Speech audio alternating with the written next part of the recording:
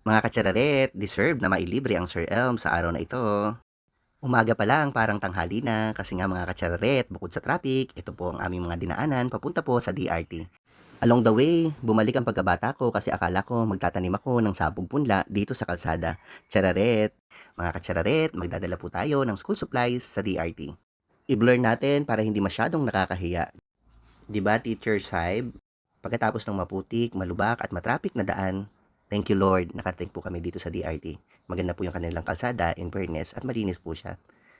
Maraming salamat sa mga estudyante ng DYCI at ng kanilang programa na Paraya kasi marami pong natutulungan. Thank you Ma'am Joy and Sir Kel para po dito. God bless. Nag-iwan na rin tayo ng school supplies para sa mga volunteers sa Galilee. Mga katsarare, dahil 50 sets po ang dala po natin na school supplies, nakarating pa nga po tayo ng San Rafael at Angat para magpamigay sa mga kagaya po nila.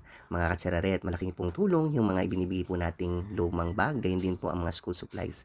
Thank you Mama D sa iyong pagsama at sa nalaspag mong kotse. Chararet! On.